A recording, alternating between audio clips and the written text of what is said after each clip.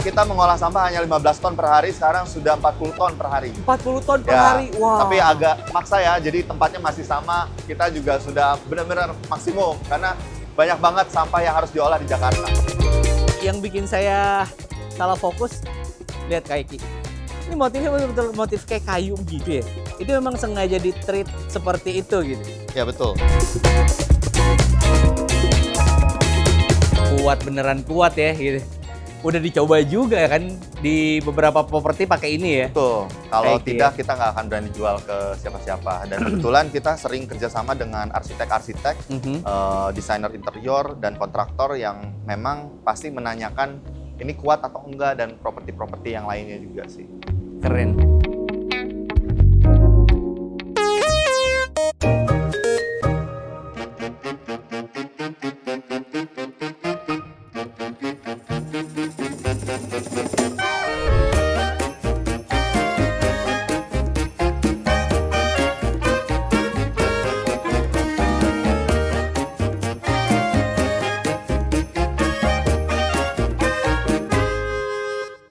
Wah, sampai juga nih sahabat Dai di Jiangsu. Kita mau ketemu sama Kaiki. Nah, kayaknya itu tuh Kaiki tuh. Kita akan sapa dulu ya ke sana yuk. Halo Kaiki. Halo sahabat Dai. Apa kabar Kaiki? Ya, baik-baik. Akhirnya sahabat Dai main lagi ke Jiangsu setelah Agustus 2024 ya? Ya, Udah setahun ya? Sudah banyak yang berubah ya. Wah, keren banget. Ini dulu belum selebar itu ya? Dulu kita mengolah sampah hanya 15 ton per hari, sekarang sudah 40 ton per hari. 40 ton per Ya, hari, wah. tapi agak maksa ya, jadi tempatnya masih sama. Kita juga sudah benar-benar maksimum, karena banyak banget sampah yang harus diolah di Jakarta. Hampir 3 kali lipatnya loh. Betul, Wah, betul. keren banget. Sekarang apa? Makin nambah, makin banyak sampah, makin banyak yang terlibat orang-orangnya. Ya, syukurnya semakin banyak sampah, memang semakin banyak orang-orang yang harus milahin, karena sampah begitu banyak yang sebenarnya berharga dan bernilai, dan kalau kita pisahkan, dan itu bisa menjadikan sampah daur ulang yang kita bisa manfaatkan lagi gitu. Wah, boleh dong sahabat Dai diajak keliling. Yuk, boleh ya sahabat Dai keliling ya? Ya. Oke, yuk let's go kita keliling.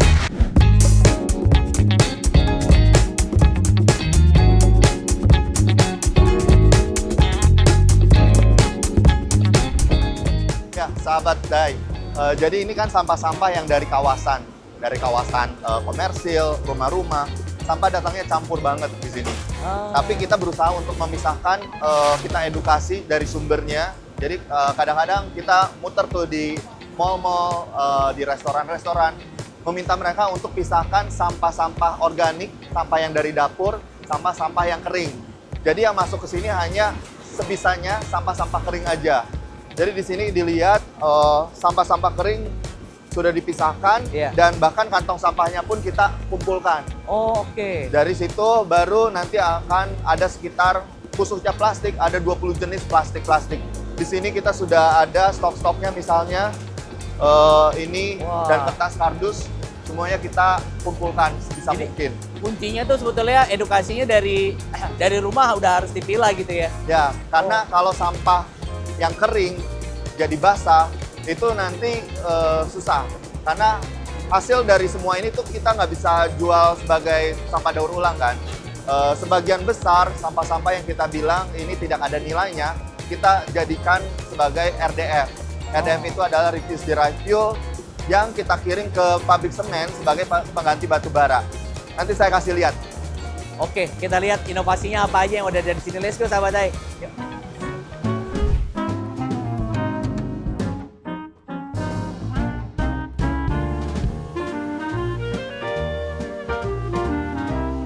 Nah, ini adalah yang kita sebut tadi sebagai RDF atau Refuse Derived Fuel. oke. Jadi sampah-sampah yang kecil-kecil, biasanya kebanyakan organik atau sisa-sisa makanan, itu kita pisahkan. Oke. Dan dia cenderung memang mempunyai nilai kalor cukup karena kecil-kecil dan masih cukup kering. Oke. Nah, ini kita kirim ke industri semen. Ini untuk bahan Bahan baku bakar gitu pengganti ya? batu bara. Oke. Dan ada satu lagi produk namanya SRF. Oh, itu saya beda kasih lihat lagi? Ya. Oh, oke. Yuk kita lihat sahabat Dai.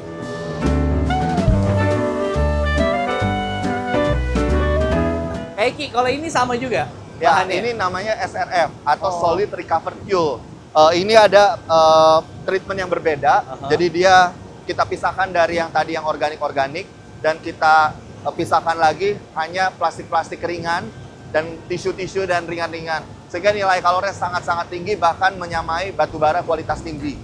Jadi ini nilai kalorinya lebih baik daripada yang sebelumnya tadi.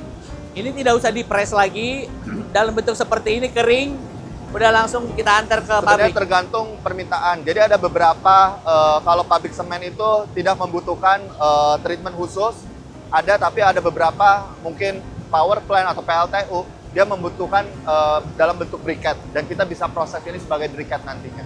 Wah, keren. Inovasinya apa lagi selain plastik atau RDF seperti ini? Nanti ada lagi. Oke, let's go sahabat Dai.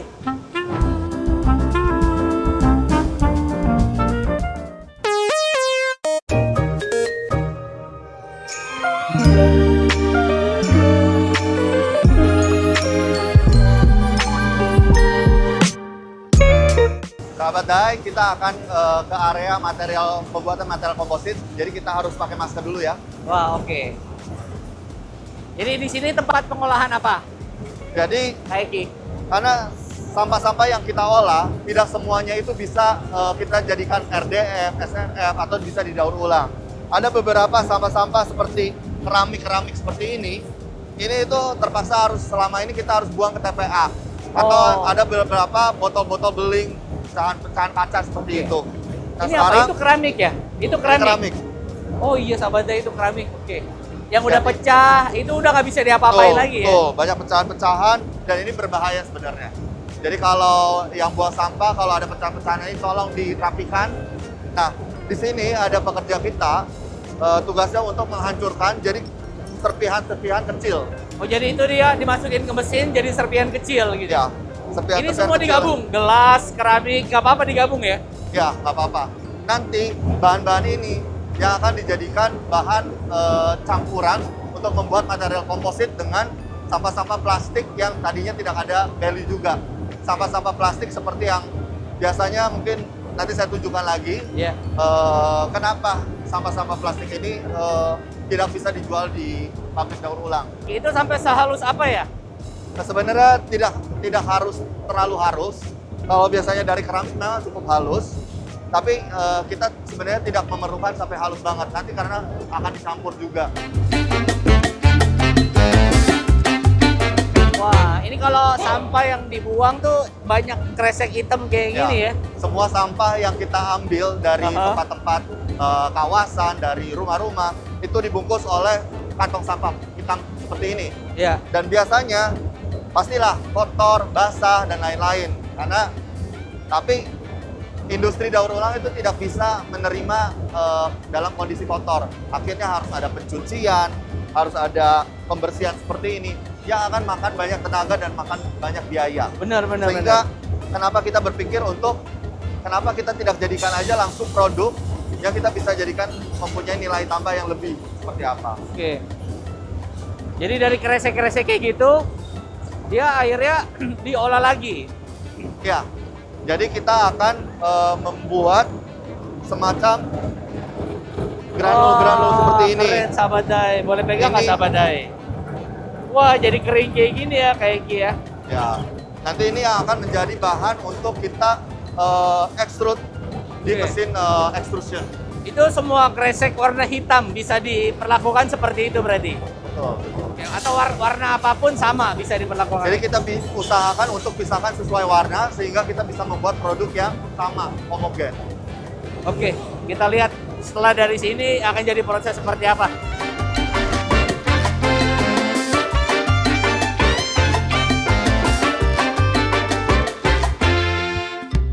Saat ini ada bahan-bahan yang kita sudah punya siapkan. Ini dari kantong kresek hitam, ini dari multi-layer plastik, bungkus-bungkus snack yang biasanya juga jadi problem selama ini. Kita pisahkan sendiri. Ini adalah tadi dari botol-botol kaca bening, dari yang botol kecap mungkin. Wah, itu dia. Ini yang hijau-hijau mungkin tahu dari mana. Oh iya. Ini ada keramik-keramik dan lain-lain. Jadi ada tulang-tulang, kita biasa pisahin juga. Sehingga kita bisa campur dan ada komposisi tertentu yang bisa membuat apa ya, kita sebutnya namanya properties untuk material ini yang cocok untuk kebutuhannya. Ya, Seperti material konstruksi, mau kita nanti sekarang kita lagi fokus untuk bikin decking Oke. untuk di lantai. Nah itu butuh campuran dan komposisi yang tepat supaya kalau semuanya plastik, nanti dia akan terlalu lentur, terlalu licin. Oke. Nah itu kita campur-campur dengan bahan-bahan yang sebenarnya dari sampah semua. Jadi materialnya sudah bisa dipisahkan menurut jenisnya dan warnanya yang kita mau apa. Baru nanti bisa implementasinya menyesuaikan untuk Betul. kebutuhannya gitu. Wah, keren banget, keren. Kita mau lihat proses untuk jadi deckingnya yuk. Let's go, sahabat Day.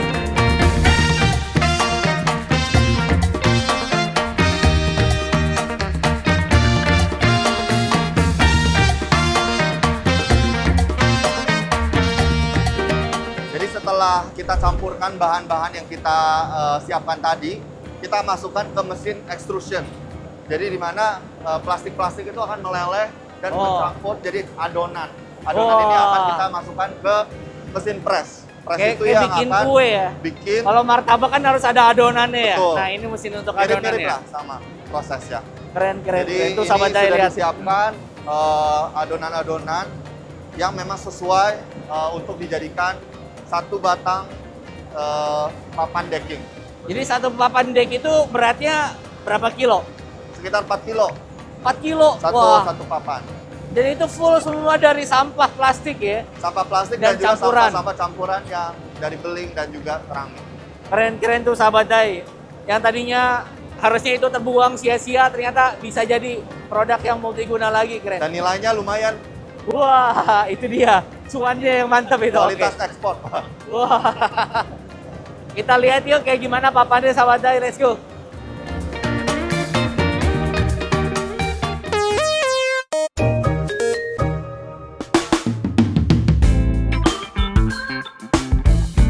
Wah, itu dia tuh.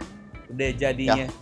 Ini adalah produk decking, jadi semua terbuat dari sampah dan ini bisa kita juga sudah uji. Kita bekerja sama dengan beberapa institusi riset yang memang menguji ketahanan.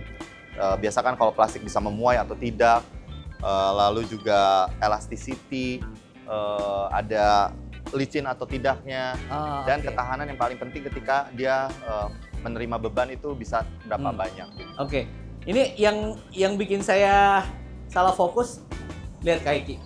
Ini motifnya betul-betul motif kayak kayu gitu ya? Iya. Itu memang sengaja di-treat seperti itu gitu? Ya betul. Jadi ini ada untuk menambah nilai tambahnya. Jadi ada sedikit estetika yang ya sehingga ini bisa dipakai di tempat-tempat yang mungkin kalau orang lihat di kafe-kafe yang baik, yang keren gitu, tidak akan menyangka ini terbuatnya dari sampah seperti itu. Oke. Dan itu ada 2 warna. Sekarang baru 2 warna berarti ya? Ya. Hitam dan abu. Kalau hitam tadi kita lihat prosesnya karena dari kresek hitam. Kalau abu tuh dari? Dari yang multi layer plastik yang ada aluminium itu. Itu kopi, saset Dari- kopi gitu-gitu. Ya seperti itu. Wah, keren banget Sobat Day. Lihat nih abunya. Ini tanpa pewarna sama sekali ya, Kaiki ya? Ya. Wow. Tapi memang karena bermacam-macam, dia agak kesulitan untuk mendapatkan pure warna abu yang sama. Oke. Tapi kita sedang berusaha untuk coba cari-cari, ya bisa aja mungkin kita pisahkan kresek-kresek warna merah, warna putih, dan lain-lain itu untuk bisa dapat warna-warna yang sesuai kita mau. Oke. Kalau sekarang outputnya decking, sebetulnya dia bisa dikembanginnya sampai apa aja sih? Kalau tadi kan kita udah lihat proses pemilahan materialnya ya. Selain decking tuh dia bisa outputnya jadi apa aja? Prosesnya sebenarnya sama semua. Jadi dari sini kita bisa membuat furniture seperti top table, terus juga papan untuk wallpaper dan lain-lain. Itu semuanya prosesnya sama, mirip. Iya. Berarti kalau kita uji kuat boleh?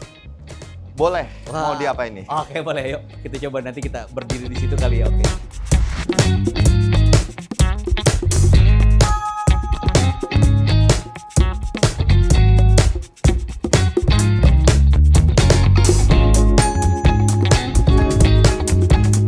Kuat beneran kuat ya gitu. udah dicoba juga ya kan di beberapa properti pakai ini ya. Betul. Kalau Kayak tidak, kita nggak akan berani jual ke siapa-siapa. Dan kebetulan kita sering kerjasama dengan arsitek-arsitek, desainer interior, dan kontraktor yang memang pasti menanyakan ini kuat atau enggak, dan properti-properti yang lainnya juga sih. Keren. Jadi kalau ini sahabat Dai, kalau mau pakai produknya Jengjo yang inovasi ini dijual B2C atau hanya khusus ke developer? Kita bisa jual B2C, tapi lebih ke kita harus ngobrol dulu untuk customize project sesuai keinginannya. Oke, jadi follow aja Instagramnya Jengjo, jangan lupa gitu. Nanti di sana ditanya-tanya ke adminnya ya. Siap. Oke. Ada harapan apa sih kalau Kak Eki ke depannya tentang semua inovasi produk, terutama yang dari limbah gitu ya? Karena kita tahu Indonesia, limbah plastiknya tuh lumayan gede loh, 19% gitu ya. Jadi sebenarnya limbah-limbah itu bisa dijadikan material yang ada nilai tambah seperti ini. Kalau kita juga bisa dari hulu ke hilirnya bisa berkontribusi semua dengan cara memisahkan sampah dari sumber, sehingga memudahkan kita untuk recover material-material ini, dan bisa kita pikirkan lah, inovasi-inovasi itu banyak. Tapi yang penting kita harus bersama-sama untuk yang memecahkan masalah sampah ini. Oke.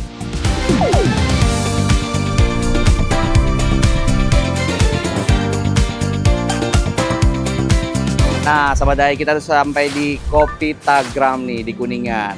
Kalau tadi kita udah lihat proses produksinya, sekarang kita pengen lihat implementasinya gimana sih. Nah, Mas D tuh, kita sapa yuk. Halo Mas D. Hai Sahabat Dai. Wah, sampai juga nih di Kopitagram. Welcome to Kopitagram. Oh, saya pengen lihat implementasi salah satu produknya Jengjo, yaitu deck. Katanya udah ada di kopi shop di sini. Oh, sudah ada. Ayo Oke. ikut. Oke, let's go Sahabat Dai. Ayo.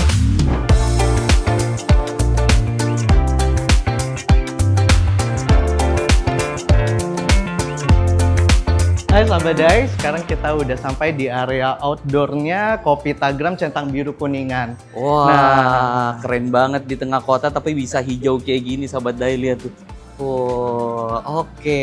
Jadi konsep kita memang dekat dengan alam, jadi Aha. banyak tumbuhan walaupun di tengah kota nih. Ah. Nah, jadi ini adalah material sampah olahan yang sudah dibantu oleh Jangjo. Oh, Kayak lihat gitu. Sahabat Dai, ini yang tadi kita lihat di pabrik nih. Ternyata kalau sudah diimplement seperti ini loh gitu. Selain di area outdoor, ini kita juga ada di partisi bangunan Oh, material di oke. lantai 2 nanti yang bisa kita lihat juga. Wah, keren. Jadi kalau misalnya di total ada berapa ton nih sampah plastik yang akhirnya bisa diimplementasi jadi material bangunan? Totalnya ada 3,5 ton sampah yang kita olah menjadi bahan material ini semua. Jadi ini area ini, spot ini sudah bisa mengolah atau menampung 3,5 ton. Iya, betul. Keren banget Sahabat Dai. Wah, tapi kalau dihitung papannya, nanti hitung sendiri ya Sahabat Dai ya. Kalau jumlah batangnya ada berapa, semua yang ada di Kopitagram nih dikirim ke Jengjo. Iya, betul. Semua sampah kita dari tahun 2019 sudah dikirim ke Jangjo. Oh, oke. Dan dari Jangjo sendiri, output produknya diimplement di sini. Iya, betul. Keren Sahabat Dai. Kalau gitu kita lihat ke atas yuk. Yuk, let's go Sahabat Dai. Oke, let's go.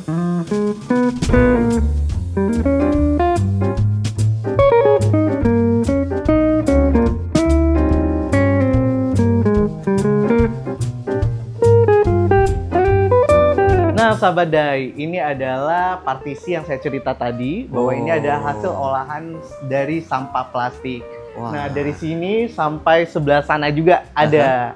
Ini semua partisinya menggunakan material plastik gitu. Iya, betul, olahan Oke. sampah plastik. Dan ada papan informasi katanya. Iya, di sini juga ada papan informasi, jadi customer kita juga tahu bahwa beberapa bahan materialnya itu terbuat dari 3,5 ton olahan sampah plastik. Oh, oke. Begitu. Tuh lihat Sahabat Dai.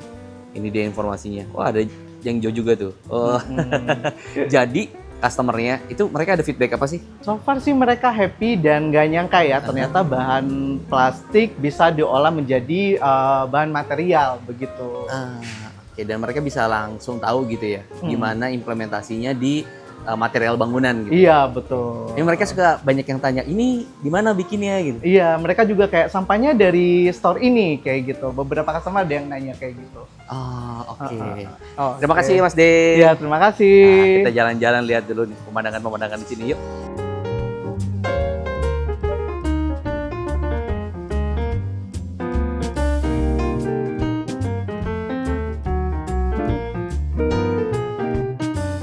Wah, pemandangan kayak gini di tengah kota, sahabat Dai, siapa sangka. Begitu keren banget lagi tuh decknya. Pakai barang daur. Halo sahabat Daya, gimana Kak Eki. produk kita? Udah dilihat kan? Wah, Tadi. keren banget. Ternyata kalau diimplementasiin di outdoor seperti itu keren ya gitu. Dan ya pengunjungnya juga mereka tahu ya kalau misalnya itu emang dari bahan daur ulang gitu. Tapi katanya tadi ada project yang masif nanti ya di area Alam Sutera kalau nggak salah tadi ya. Iya, sebenarnya rahasia. Tapi iya betul, mungkin yang sudah lihat tadi di fasilitas kita itu, kita sedang membuat produk-produk baru dan itu akan diimplementasikan di Kopitagram Alam Sutera nantinya. Oh, itu kalau diproyeksi bisa nyerap berapa ton? Akan lebih banyak dari yang ini tentunya, mungkin sampai 10 ton mungkin. Wah, keren. Nggak kebayang ya kalau semua coffee shop di Jakarta tuh bisa implement kayak gitu ya. Iya. Tapi kalau lihat kolaborasi seperti ini kan antara Kopitagram sama Jengjo, Kopitagramnya mengirimkan material sampahnya, terus mereka juga mau menyerap gitu. Seberapa bagus sih konsep sirkular kayak gini kalau misalnya si kopi shopnya juga mau menyerap produk outputnya gitu? Itu penting banget sih. Jadi memang ketika klien-klien kita seperti Kopitagram ini membuang sampahnya ke kita, memang semuanya kan ada yang kita olah dan olahan ini bisa menjadi sesuatu yang bisa dipakai sama partner atau klien kita. Nah ini akan menjadi story yang nyata kalau sampah itu bisa benar-benar sirkular. Jadi apa yang dibuang bisa dipakai lagi dan juga pastinya lebih ramah lingkungan dan kompetitif secara harga karena ya nyambung gitu. Oke, jadi dia nggak cuma ngirim secara waste-nya, tapi mereka menyerap juga output produknya gitu. Wah, keren. Harapannya apa, Kak Eki? Untuk Kopitagram, untuk Jengjo, atau untuk para pelaku usaha supaya sampahnya diolah, tapi nggak cuma ngolah, serap juga dong produk output yang emang dilahirkan sama teman-teman gitu. Semoga dengan kerjasama kita dengan Kopitagram ini kita bisa memberikan inspirasi juga, showcase bahwa dari sampah ini kita bisa membuat sesuatu dan juga sangat kompetitif secara spek juga itu memenuhi dengan syarat standar, misalnya untuk material bangunan atau furniture lainnya. Dan bisa diserap dan mungkin akan membawa inspirasi juga ke pengunjung yang melihat, oh ternyata dari sampah pun apa yang mereka konsumsi di sini akan juga dimanfaatkan kembali seperti itu. Oke, jadi mereka juga bisa implement di rumah dengan mereka melihat di tempat mereka berkunjung atau ngopi setiap hari gitu ya. Ya. Oke, makasih Kak Eki waktunya. Semoga makin banyak yang terinspirasi dengan gerakan atau produk-produk yang dikeluarkan oleh Jengjo dan makin banyak lagi yang terlibat untuk mengolah sampah. Sampai jumpa Kak Eki. Sampai jumpa sahabat Dai.